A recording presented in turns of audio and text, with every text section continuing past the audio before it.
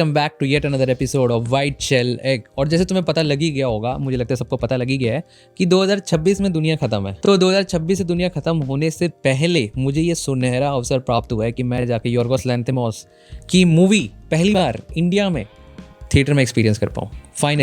Finally उसके new movie के through बगोनिया के थ्रू मैंने भाई फाइनली एटलीस्ट एक तो मैंने देख ली थिएटर में। तो इसलिए मैं बाबे का शुक्रगुजार हूँ बहुत ज़्यादा कि मेरे को फाइनली यॉर्गोस की मूवी इंडिया में आ गई। Finally in a world full of directors, बहुत सारे डायरेक्टर्स आए चले गए, अभी भी काम कर रहे हैं। कुछ लोग बहुत बड़े सुपरस्टार तक बन गए हैं, लेकिन still Yorgos Lanthimos is my favourite director. Even तो मेरा लेटर बॉक्स भी देख सकते हो भाई, आज भी टॉप 4 जो मूवीज़ है उसमें लॉबस्टर मेरी फेवरेट मूवी है, क्योंकि जो इम्पैक्ट लॉबस्टर ने डाला था ना जब मैंने उसको पहली बार देखा था, वो मुझे नहीं लगता किसी और डायरेक्टर की मूवी ने, मतलब 3 और मूवीज़ है जिन्होंने डाला था, लेकिन ये lobster is my favourite movie and Yorgos is my favourite director, one of my favourite director. Sorry, poor things के मेन स्ट्रीम सक्सेस के बाद ही is back to his roots with yet another weird edge font. Ladies and gentleman, please welcome Yorgos Lanthimos. मतलब kinds of kindness में ही मुझे पता लग गया था कि भाई ये बंदा ज़्यादा देर तक अपने रूट से दूर नहीं रह सकता, ये नहीं रह सकता इंडी और आर्ट फिल्में बनाए बिना, ये चुप नहीं बैठ सकता, ये ज़्यादा देर तक मेन स्ट्रीम में नहीं रहने वाला। And again he is back with बगोनिया।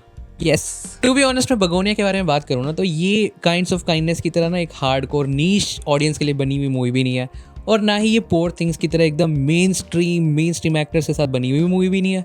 तो ये ना एकदम उन दोनों के बीच में जो एक पथ है, एक जो अग्निपथ जो उनके बीच में है ना, उसमें कहीं लाई करती है बगोनिया, परफेक्टली लाई करती है। और एक चीज़ मैं राइट ऑफ द बैट बोल देना चाहता हूँ तुम्हें कि चाहे तुम कोई भी मूवी देखो, ज़रूरी नहीं यॉर्गोस की मूवी या कोई भी मूवी हो, जिस ऑडियंस के साथ बैठ के तुम देख रहे हो ना उस मूवी को, वो बहुत ज़्यादा इम्पैक्ट डालती है तुम्हारे व्यूइंग एक्सपीरियंस पे।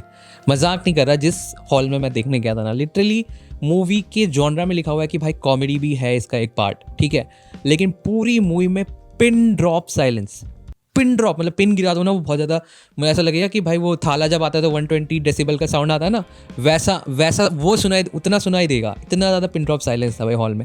एक बंदा, not even a single giggle पूरे हॉल में, पूरे 90 मिनट तक। कैसे हो सकता है जब मूवी का एक one of the genre comedy है, कैसे हो सकता है ये? मतलब मुझे समझ ही नहीं आया। तो मैं वही कह रहा हूँ कि ऑडियंस मैटर करती है भाई, जिनके साथ तुम बैठ के देखते हो। तो प्लीज़ वाइजली थिएटर्स चुना करो जहाँ पे तुम जाके इसे एक्सपीरियंस करते हो। कोई भी ऐसी मूवीज़ हो गई जो तुम्हें लगता है कि यार मेरे को ये देखनी है और ये फाइनली आ गई है, इंडिया में रिलीज़ हुई है। मैं एक सीक्रेट बता ही देता हूँ कि कौन कौन से ऐसे वेन्यूज़ है जहाँ पे लिटरली क्वालिटी ऑडियंस आती है, जिन्हें सच में जोक समझ आते हैं, रेफरेंसेस समझ आते हैं, मतलब एक अच्छा IQ और एक रेफरेंसेस और पॉप कल्चर रेफरेंसेस समझने वाला, या फिर इन जनरल की वर्ल्ड में भी क्या हो रहा है, थोड़ा बहुत नॉलेज हो, थोड़ा बहुत ज्ञानी ऑडियंस जो आती है ना हॉल में। मैं 2-3 वेन्यूज़ हैं, मैं बता ही देता हूँ तुम्हें, ताकि तुम्हारी हेल्प हो पाए और तुम अच्छे से मतलब फील करो इसको। एक सेकेंड, अगर मैं अभी बता दूंगा ये चीज़ तो तुम पूरी वीडियो क्यों देखोगे? तो तुम्हें हुक करने के लिए भाई मैं इसको लास्ट में बताऊंगा, ठीक है? लास्ट में बताऊंगा बेटा, लास्ट तक बने रहियो, ठीक है? तो जो सबसे पहली चीज़ जो मुझे मूवी के बारे में बात करना है वो है aesthetics of the movie. Aesthetically the wide angle shots, man beautiful, बहुत ही ज़्यादा beautiful, with Robbie Ryan cinematography. Again Yorgos के साथ कोलैब करते करते मतलब साल हो गए, लेकिन रॉबी रायन की सिनेमाटोग्राफी एंड यॉर्गोस लैंथिमोस भाई deadly combination, deadly and beautiful combination. रुक जाओ भाई, कुछ ज़्यादा ही खुशी हो गई, कुछ ज़्यादा ही तारीफ कर दी। थोड़ा और आर्टिकुलेटली अगर मैं तुम्हें समझाऊं कि व्हाट इज़ मतलब खास क्या है सिनेमाटोग्राफी में, तो मैं एक चीज़ बताता हूँ।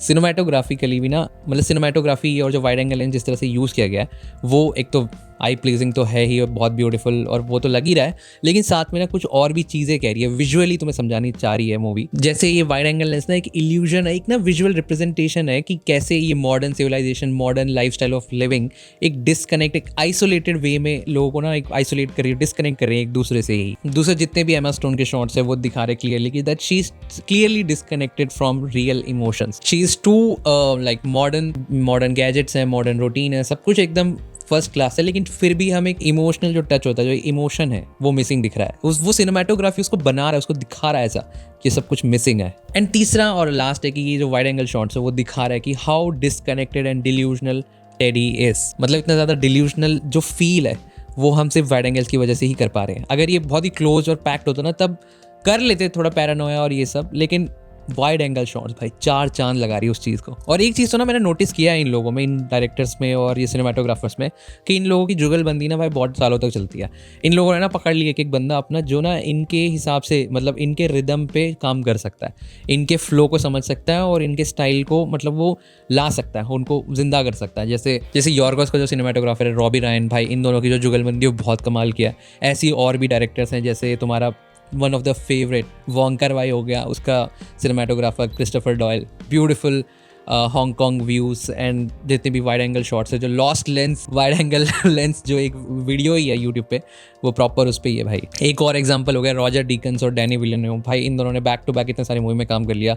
2049 हो गया तुम्हारा, प्रिजनर हो गया, सिकारियो हो गया, बैक टू बैक भाई। ये सारे डायरेक्टर्स इन्होंने ना एक फ्लो बना लिया भाई, एक्टर्स के साथ भी, डायरेक्टर्स के साथ भी और सिनेमाटोग्राफर, इन सब ने ना कोलैब एक पर ये होता है भाई कोलैबोरेशन। मैं बस ये कहना चाहता हूँ कि एक दूसरे की विजन को समझ लेते हैं ये लोग। End of course Christopher Nolan और हैंस जिमर, इसको कैसे भूल सकते हैं, ऑल दो सिनेमाटोग्राफर नहीं है, लेकिन भाई म्यूजिक इंटीग्रल पार्ट है मूवी का। और उससे याद आया मुझे कि भाई मूवी का जो बैकग्राउंड म्यूजिक है, all this wide angle beauty garnished with Paranoia inducing electro classical background score. But एक चीज तो है वाइड एंगल लेंस के साथ दोस्तों, कि अगर अचानक से एक नैरो एली या फिर सिमेट्रिकल जगह पे एक वॉकिंग शॉट्स ले लिया जाए ना, तो अचानक से वो सीन एकदम क्यूब्रिकियन बन जाता है। दोस्तों एक और पर्सनल चीज है जो मैं तुमसे ना शेयर करना चाहता हूँ, और वो है खुशी, हैप्पीनेस। और वो पता है क्यों है? क्योंकि जेसी प्लेमेंस फाइनली गॉट हिज फ्लावर्स। भाई बंदा इतने सालों से साइड एक्टर, साइड कैरेक्टर यही सब कुछ करता आ रहा था, लेकिन कभी उसने इतना रिकॉग्निशन नहीं पाया था।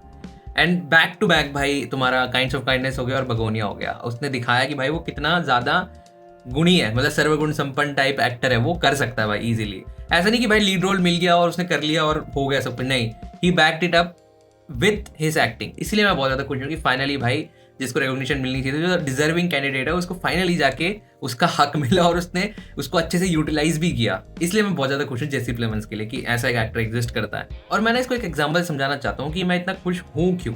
जैसे याद है तुम्हें WWE आता था, मतलब प्राइम WWE, जब वो टीवी पे आया करता था और बच्चे देखते थे, मंडे नाइट रो, स्मैकडाउन, ये सब देखा करते थे, ठीक है। तो क्या था कि उस टाइम ना कुछ पॉपुलर रेसलर थे, जैसे जॉन सीना हो गया, रैंडी ऑर्टन हो गया, अंडरटेकर हो गया, तुम्हारा triple H, Shawn Michael, Rey Mysterio हो गया, ये सारे ना तुम्हारे पॉपुलर वाले रेसलर थे जो हर बच्चे के जुबान पर थे, ठीक है। लेकिन WWE ना सिर्फ इन रेसलर की वजह से नहीं चलता था, इनके अलावा भी और रेसलर थे जो इतने ज्यादा वाइडली पॉपुलर नहीं थे, हर बच्चे की जुबान पे नहीं थे, लेकिन एग्जिस्ट करते थे और उनका होना बहुत जरूरी था। क्योंकि अगर वो नहीं होंगे तो भाई इन मेन रेसलर को चैलेंज कौन करेगा, इनसे हारेगा कौन, इनके जो प्लॉट लाइन्स है, इनकी जो स्टोरी लाइन्स है, उनमें जो छोटे मोटे कैरेक्टर कौन प्ले करेगा। तो उनको सबको मिला के बनता था WWE। और ऐसे ना बहुत सारे रेसलर थे, जैसे कॉफी किंगस्टन हो गया, बुकर टी हो गया, कर्ट एंगल हो गया, कोडी रोड्स हो गया, स्टारडस्ट, गोल्डस्ट, सीन कारा, ये सारे ना ऐसे रेसलर थे जो इतने पॉपुलर नहीं थे लेकिन एग्जिस्ट करते थे। और हम भी ना, ऐसा नहीं था कि हम इनको बहुत ज़्यादा सपोर्ट करते थे या हम इनकी ना कल्ट फॉलोइंग थी कि भाई हम चाहते थे कि भाई एक दिन जाके ये वर्ल्ड हेवीवेट चैंपियनशिप जीते या फिर ये इंटरकॉन्टिनेंटल जीत जाए। ऐसा कुछ हमारे दिमाग में कभी नहीं आया इनको देखते हुए।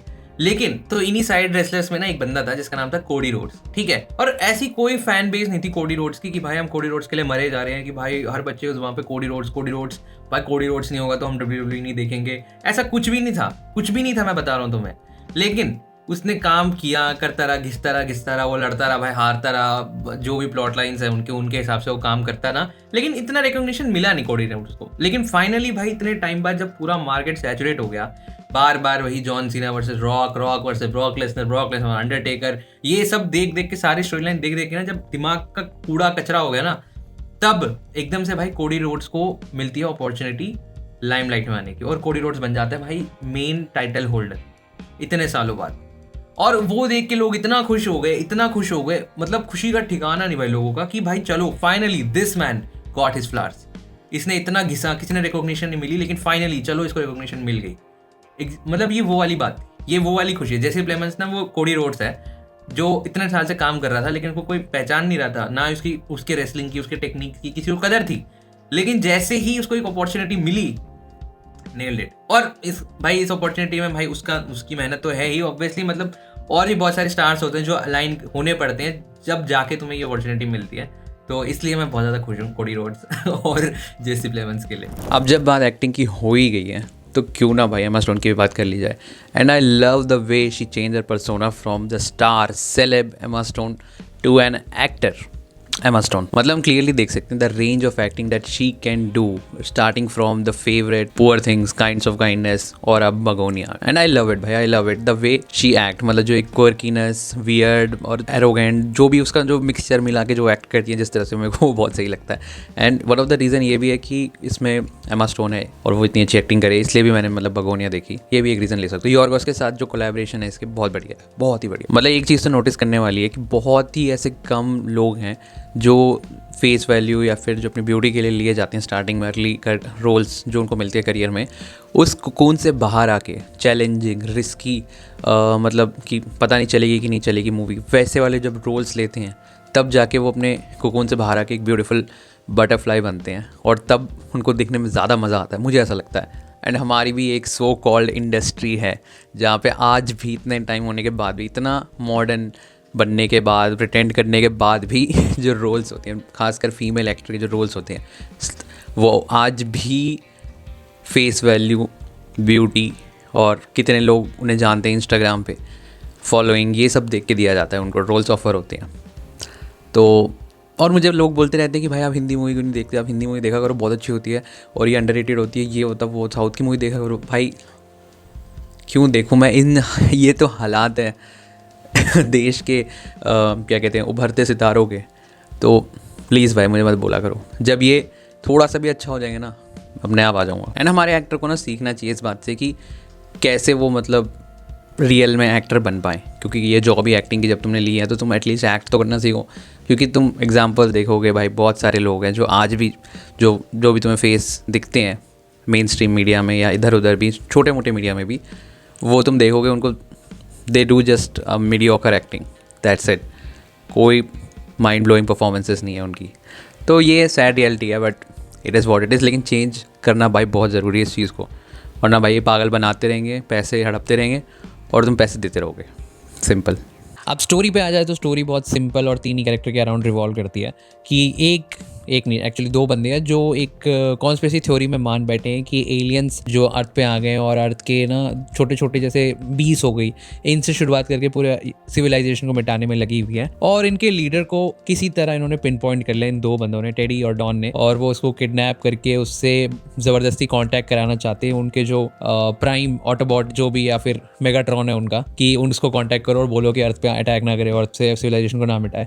तो इस चीज़ में वो मान बैठे और ये चीज़ क्राइम कमिट कर रहे हैं, उसको एक बड़ी फार्मा कंपनी के ओनर को, सीईओ को किडनैप करके सोच रहे हैं कि ये है शायद एलियन, वो जो अपने सिविलाइजेशन के लोगों को कांटेक्ट करके बोलेगी कि मत आना यहाँ पे, मेरे को किडनैप कर लिया गया। तो ऐसी क्रेजी सी मतलब स्टोरी लाइन है मूवी में बेसिकली, और काफ़ी रिलेटेबल भी है क्योंकि इन जनरल भी, मतलब इन रियल लाइफ में भी बहुत सारे लोग ऐसे हैं जो बहुत सारे क्रेजी कॉन्स्पिरेसी थ्योरीज को मानते हैं। अगर मैं नाम लेने जाऊँ तो कॉन्स्पिरेसी थ्योरी की तो मतलब लाइन है, लेकिन कुछ मेजर कॉन्स्पिरेसी थ्योरी जो तुम्हें भी पता है वो है कि एरिया 51 में भाई एलियंस बंद पड़े हैं, वहाँ पे एलियंस पे ऑपरेट किया जा रहा है, नासा और ये सारे मिलके उस पर ऑपरेट कर रहे हैं। और जैसे कि एलियन अबडक्शन हो गया कि इतने सारे लोग आते हैं भाई हर साल निकल के कि हमें भाई एलियन लेकर चले गए थे, हम पे बहुत सारे एक्सपेरिमेंट किए, फिर हमें फेंक दिया उन्होंने किसी गाँव में, किसी क्या कहते हैं किसी शेल्टर में फेंक के चले गए हैं, हमने एक्सपीरियंस किया, हमने देखा एलियंस को रियल में।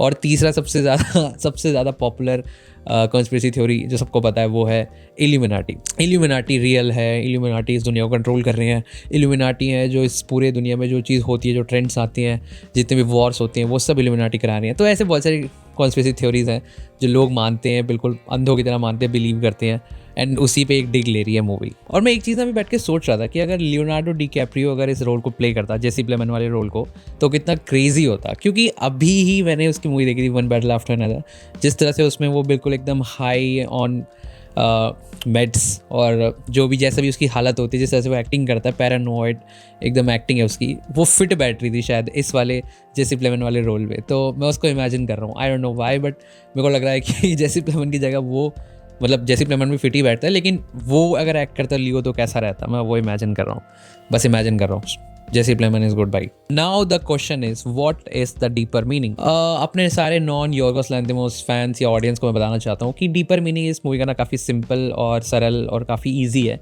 कि वो यही बताना चाह रहे हैं कि हम एज अ ह्यूमन कितने ज़्यादा सेल्फिश हैं, सिर्फ अपने बारे में सोचते हैं, हमें किसी की नहीं पड़ी हुई भाई कि कौन मर रहा है, कौन जिंदा है, किसकी हालत ख़राब हो रही है, क्या मतलब डिप्रेशन आ रहा है, कुछ फ़र्क नहीं पड़ता, हम सिर्फ अपने बारे में सोचते हैं सबसे पहले, उसके बाद किसी के बारे में सोचते नहीं सोचते वो बात की बात है, लेकिन सबसे पहले हम अपनी प्रायोरिटी अपने ऊपर ही रखते हैं। तो ये मूवी कन्वे करना चाह रही है।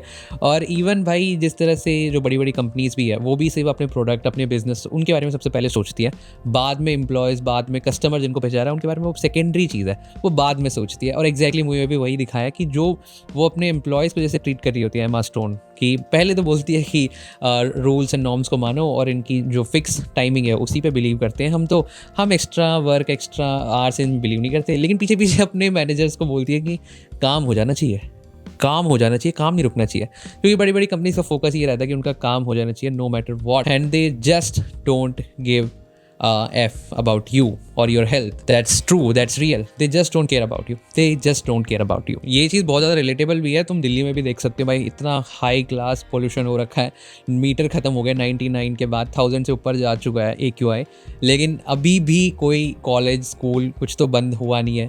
इवन जो लोग नौकरी करने जाते हैं, ऑफिस जाते हैं, उनकी भी कंपनी से नहीं बोला कि भाई आप वर्क फ्रॉम होम कर लो, आप मत आओ यहाँ पे, कोई नहीं, आप घर से कर लेना क्योंकि आपके लंग्स ख़राब हो जाएंगे। किसी ने कुछ नहीं बोला, क्योंकि all these companies they just want their work to be done. They just don't care about you भाई, they just don't care about you. That's the sad reality, they just don't care about you. And अगर इसी तरह सारी company हमें exploit करती रही तो एक दिन ऐसा आएगा कि इस फेस ऑफ अर्थ से ना इंसानों का नामो निशान मिट जाएगा। और एग्जैक्टली मूवी के एंड में ये होता है कि सारे इंसान जो है वो मर जाते हैं। Spoiler alert, spoiler alert. मेरे हिसाब से भाई जो भी वीडियो देख रहा है उसने मूवी देख ही ली होगी, ऐसा मैं एज्यूम करके चल रहा हूँ। मैं गलत भी हो सकता हूँ, लेकिन मैं एज्यूम करके चल रहा हूँ कि स्पॉइलर अलर्ट की उसको ज़रूरत नहीं पड़ी होगी। लेकिन हाँ, लास्ट में सब लोग मर जाते हैं और क्योंकि वो एंड्रोमेडियन अपने स्पेसशिप में जाके बबल बस्ट कर देती है, तो सारे लाइफ जितनी भी होती है वो सारी खत्म हो जाती है अर्थ पे। और मैं अपने सारे नॉन यॉर्गोस लैंथिमोस ऑडियंस को बताना चाहता हूँ कि इस चीज़ को सीरियसली ना ले, इस सीन को सीरियसली ना ले, क्योंकि ये सिर्फ एक मेटाफर और एक सरियलिज्म वाला पार्ट है मूवी में। ये सीरियसली ऐसा कुछ नहीं होता, वो सीरियसली कोई एलियन नहीं होती, ठीक है। वो सिर्फ एक मेटाफर, एक सरियलिज्म है। और विजुअली तुम्हें दिखा रहा है कि अगर इसी रास्ते पे हम चलते रहे तो सारी दुनिया एक दिन खत्म हो जाएगी, सब मर जाएंगे। और सिर्फ ह्यूमंस ही इसलिए मरते हैं क्योंकि ह्यूमंस की हरकतों की वजह से ह्यूमन ही मरेंगे ना। नॉन लिविंग थिंग्स और ये जितनी भी है, जैसे मतलब नॉन लिविंग नहीं, सॉरी, लिविंग थिंग्स ही, बाकी जो कुत्ते बिल्ली हैं उनका कोई कसूर नहीं है, तो वो क्यों मरेंगे। वो बस इतना ही था, वो इतना ही टेक था। और वो एक फ़नी वे में दिखाने की कोशिश की, अलग अलग चीज़ों में, अलग अलग जगहों में कैसे लोग ऑन द स्पॉट मर चुके हैं। तो दैट्स इट भाई, और कुछ उसका ये नहीं था कि जो बोल रही है सच है वगैरह वगैरह। That was just a part of surrealism, that's it. And finally हम आ गए इस वीडियो के कंक्लूजन पे कि कैसी लगी मुझे ये मूवी। सिंपल, कैसी लगी मुझे ये मूवी। तो यार मेरे को ना थोड़ा आंसर इसको थोड़ा लंबा करके देना है कि पहला तो ये है कि मेरा जो व्यूइंग एक्सपीरियंस था, जो मैंने पहले भी बताया था कि कुछ खास नहीं था, क्योंकि जो ऑडियंस मेरे साथ आई थी ना बिल्कुल चुप थी, उन्हें जोक समझ नहीं आ रहे, वो बिल्कुल ऐसा था कि क्या हो रहा है भाई, ये सरियलिज्म वगैरह वगैरह। मुझे ऐसा लग रहा था उन्हें यॉर्गोस पता ही नहीं है कौन है, वो बस ऐसे ही आ गए किसी के दोस्त के बोलने पे। आधे लोग तो ऐसे ही लग रहे थे मुझे। तो मेरा जो व्यूइंग एक्सपीरियंस इतना खास नहीं था, तो मुझे इतनी ज़्यादा मूवी एंटरटेनिंग या फिर ऐसी नहीं लगी कि मैं नेक्स्ट टाइम इसको रीवॉच दूंगा। मतलब बहुत ज़्यादा मैटर करता भाई, मैं तुम्हें सच में बता रहा हूँ। दूसरी चीज़ ये है कि मैं ऑनेस्टली बता रहा हूँ, मुझे मूवी में कुछ नया नहीं लगा। ऑनेस्टली सेइंग भाई, मुझे कुछ ऐसा नया नहीं लगा, क्योंकि जितनी भी चीज़ें मूवी में होती है ना, जो स्टोरी है, जो प्लॉट है, मतलब ठीक है, एस्थेटिकली बहुत बढ़िया है, म्यूज़िक बहुत बढ़िया है, कैरेक्टर्स बहुत बढ़िया है, एक्टिंग भाई टॉप नॉच, ठीक है, सब कुछ बहुत बढ़िया है, सब कुछ, सारे कैरेक्टर, इवन टेडी, डॉन, सब बढ़िया है, ठीक है। लेकिन एक चीज़ है कि जो स्टोरी है ना, ये जो प्लॉट है, ये पहले भी हमने देख रखा है, पहले भी 1000 बार हमने ये प्लॉट देख रखा है। ये पहले भी जो एक्सपेक्टेशन सबवर्ट और जितने भी ये ट्रिक वाले एलिमेंट थे वो हमें पता ही थे कि भाई यहीं पे होने वाला एक्सपेक्टेशन सबवर्ट और यहीं पे मतलब प्लॉट ट्विस्ट होगा। तो ऐसा कुछ नया नहीं था। यही सारे प्लॉट, यही सारे प्लॉट ट्विस्ट, यही सारे एक्सपेक्टेशन सबवर्ट हमने फेलिनी की मूवी में देख रखा है। ये सारी चीज़ें हमने यॉर्गोस की खुद की मूवीज़ में देख रखा है, पुरानी मूवीज़ में, killing of the sacred deer हो गया, इवन काइंड्स ऑफ काइंडनेस या पुअर थिंग्स में भी यही चीज़ हमने देख रखी है। तो मुझे ऐसा लगा नहीं कि उसने कुछ डिफरेंट किया है।